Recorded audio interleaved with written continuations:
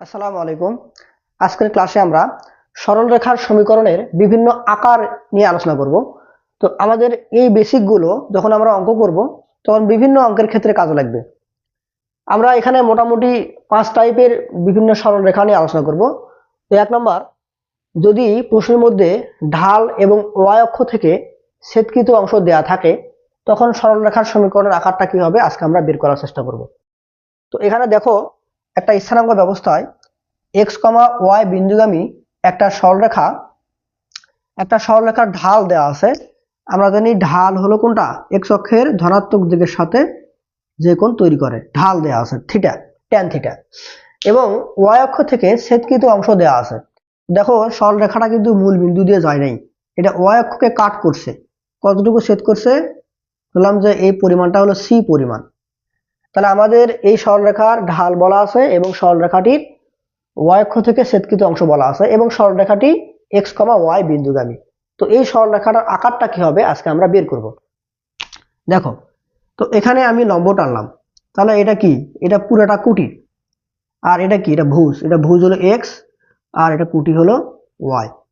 তো আমি চিন্তা করলাম যে আমাদের এই সরলরেখাটা এক্স অক্ষকে এ বিন্দুতে ছেদ করছে, এ বিন্দুতে কাট করছে।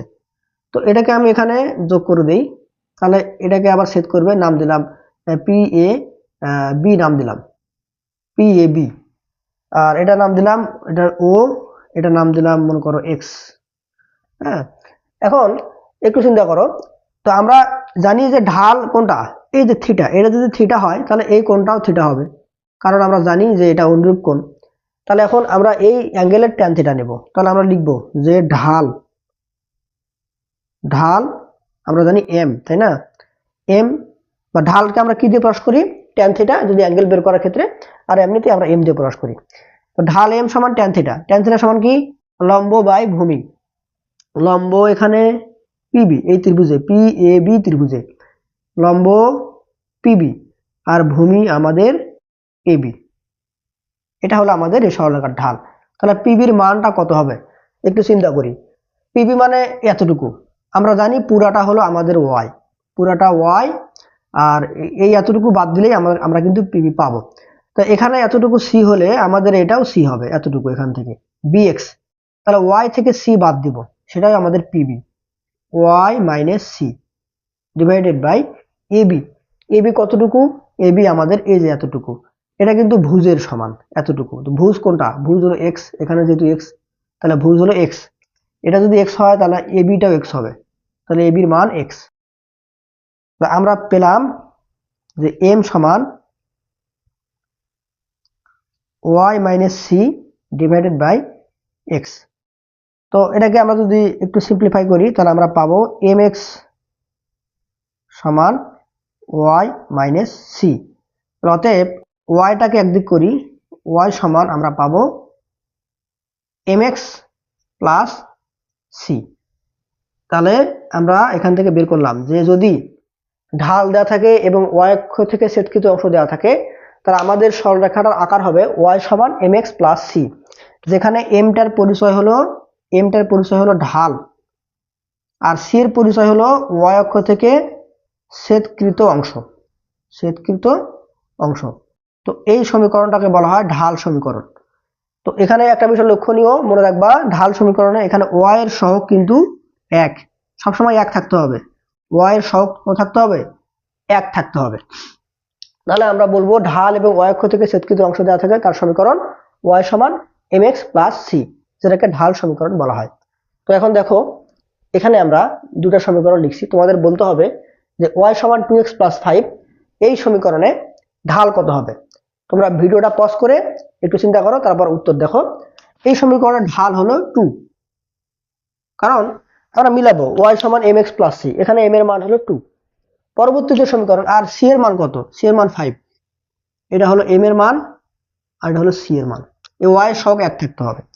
পরবর্তী সমীকরণে এখানে আমাদের এম এর মান -2, এম সমান -2, সি এর মান কিন্তু -5, সি এর মান -5।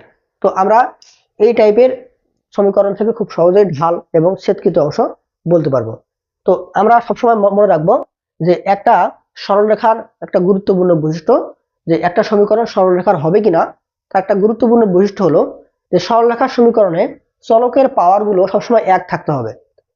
কিরকম? চলকের পাওয়ার এই এক্স স্কোয়ার, এক্স কিউব বা ওয়াই কিউব এই টাইপের কিছু থাকা যাবে না। সেটা যদি থাকে তাহলে আমরা চোখ বন্ধ করে সেটাকে বলবো যে এটা সরলরেখার সমীকরণ নয়। তাহলে চলকের পাওয়ার একটা সরলরেখার সমীকরণে সব সময় এক থাকবে, এটা সরলরেখার খুবই খুবই গুরুত্বপূর্ণ একটা বৈশিষ্ট্য। দেখো আমাদের যে এই সরলরেখাটা আমরা এখানে লিখলাম, এখানে চলকের পাওয়ার কত? ওয়াই এর পাওয়ার 1, এক্স এর মাথার উপরে পাওয়ার 1। তাই এটা হলো সরলরেখার একটা গুরুত্বপূর্ণ বৈশিষ্ট্য। আরেকটা সেটা হলো যে আমরা সবাই আজ থেকে জানবো, অনেকেই জানো ax plus by plus c সমান 0, এটাকে বলা হয় সরলরেখার আদর্শ সমীকরণ। এটা সরলরেখার আদর্শ সমীকরণ। এখানে চলক x y এর পাওয়ার দেখো কত, 1 1 করে আছে। তাহলে এটাকে বলা হচ্ছে সরলরেখার আদর্শ সমীকরণ। আর এটাকে বলা হচ্ছে সরলরেখার কি ঢাল সমীকরণ। এবং এখানে একটা বিষয় লক্ষণীয়, y এর সহগ বা y এর যে সহগটা, এটা সবসময় কত থাকতে হবে? 1 থাকতে হবে। y এর সামনে কিছু থাকা যাবে না। এখন আমরা আরো দুটো অঙ্ক দেখবো। বলা হয়েছে যে 2x প্লাস 3y প্লাস 6 সমান 0, এই সরলরেখার ঢাল কত? তো আমরা কিন্তু এই সরলরেখাটা দেখতে এটার মতো না, x plus by plus c।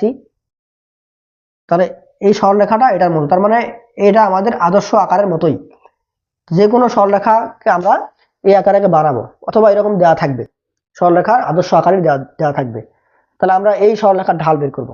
তো আমাদের টার্গেট হলো এই আদর্শ আকার থেকে আমাদের ঢাল সমীকরণ y সমান mx প্লাস c এরকম বানানো, mx প্লাস c বানানো, যেখানে y এর সহগটা 1 থাকতে হবে।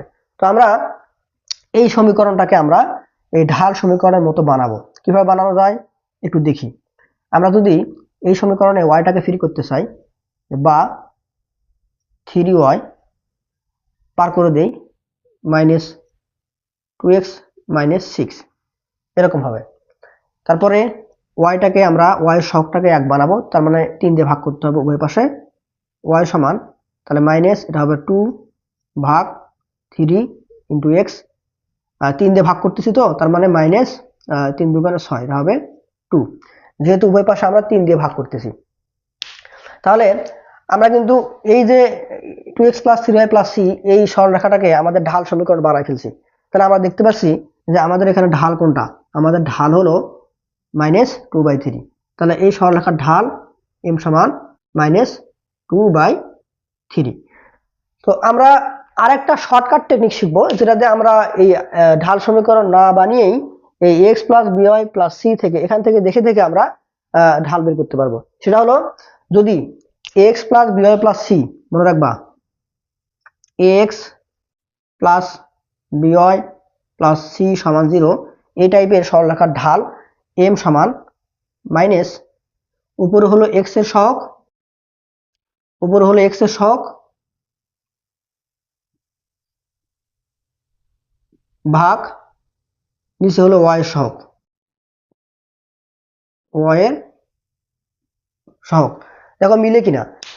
আমরা এই সরলরেখার ঢাল বের করলাম কত, m সমান মাইনাস দিলাম, মাইনাস দিছি, উপরে x এর সহগ, এখানে x এর সহগ কত 2, আর নিচে কত y এর সহগ, y এর সহগ কত 3, মিলে গেছে।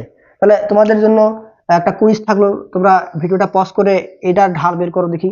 -2x প্লাস 3y প্লাস 6 সমান 0, এর ঢাল m সমান কত? তাহলে আমরা এই ঢালটা বের করার চেষ্টা করি। ঢাল m সমান মাইনাস দিব আমি, মাইনাস দেওয়ার পরে উপর হবে x এর সহগ, x এর সহগ কত এখানে -2, আর নিচে y এর সহগ, y এর সহগ কত 3। তাহলে মাইনাস মাইনাসে প্লাস হবে, তাহলে এই সরলরেখার ঢাল হলো 2/3। তো আমরা এইভাবে শর্টকাটে খুব সহজে ঢাল বের করতে পারবো।